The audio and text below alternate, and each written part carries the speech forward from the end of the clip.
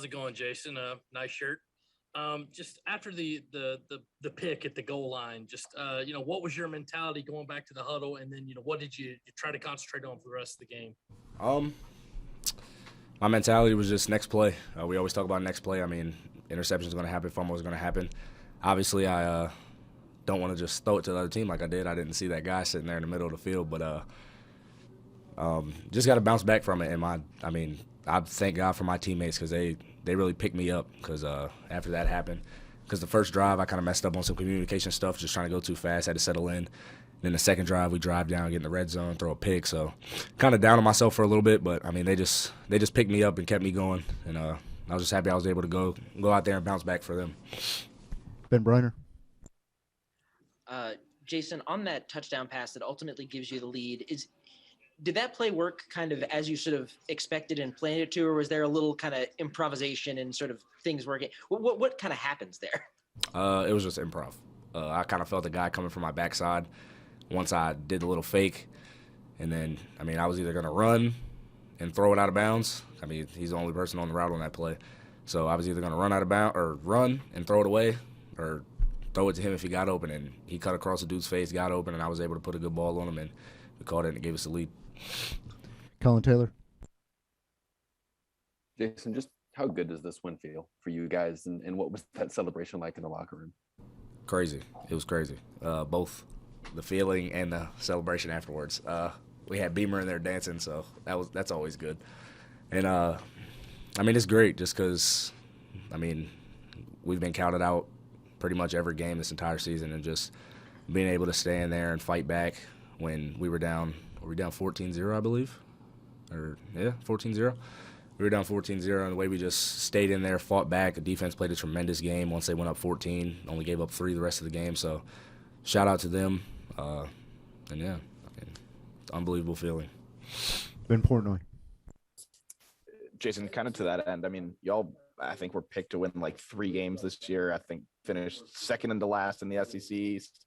I know you're not, because I'm sure you've heard it before, but just when you guys walk off the field and have a win like this, just, for tonight, for this program, just what does this mean to you guys as a team, given kind of where maybe folks outside thought you guys might be right now? Just don't count us out, because we're going to come out and play every single play. Every single game we're going to come out and give our very best, no matter who we're matched up against. It could be our next opponent, or it can be the Green Bay Packers. We're going to come out and play with everything that we got. So, Corey Diaz. Describe Beamer dancing for us. What does that look like? Rough. Yeah, it was a little rough, but it's just the joy that he had when we came in and when we all got together tight in that locker room, just seeing him dance and seeing the joy on his face, and a great feeling to see. Real quickly, he mentioned just a couple of run plays that you guys really kept going back to tonight. What do you feel like from your vantage point made just the run game so effective tonight when you call basically those 2 plays, or just a little variations of those 2? It was just winning our one-on-one matchups and our running backs making plays. Like, there was times Z White would bounce it and outrun 2 people, stiff arm somebody, and get 10 more yards. So it's just really the one-on-one matchups and just wanting to not have negative plays, because we always preach on not having negative plays. If we inch the ball forward every single play, we're going to be in a good spot on that drive. So that's really just what we tried to do, and just one-on-one battles, and it worked out for us. Michael and Anna. Following up on the running game, Z White, just like you, wasn't playing for a few weeks there and kind of earned his way back into the starting lineup. And how much of a difference has he made for you guys? What kind of impact does he make? Obviously, we saw it tonight, but just what are kind of your impressions of him over these last few weeks? He's going to come in, and he's going to, every single time he touches the ball, there's something good is going to happen pretty much. So, I have full confidence just being back there with him, just giving him the ball and watching him do what he does. Because, like I said last week, he's going to make, or 2 weeks ago, he's always going to make that first person miss pretty much. So if we could just get the ball in his hands and let him do what he does, we'll always be in good position. The last one goes to Colin Taylor.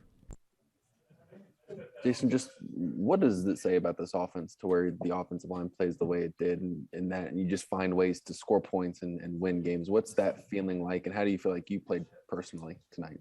I think our offensive line did a tremendous job today. The only time that there was pressures was when I would step up too far or make it hard on myself. So they played a tremendous game. I personally, at first, like I said, the first two drives, the first drive, I miscommunicated a couple things, just trying to play too fast. I had to settle down, and then just throwing that pick on that second drive, I believe it was the second drive. But then from there on, I feel like I played a pretty good game, a decent game at least, getting everybody lined up, communicating, and just making plays. So I would say it started here and then steady rose throughout the rest of the game. All right, thank you, JB. Appreciate it. Appreciate it.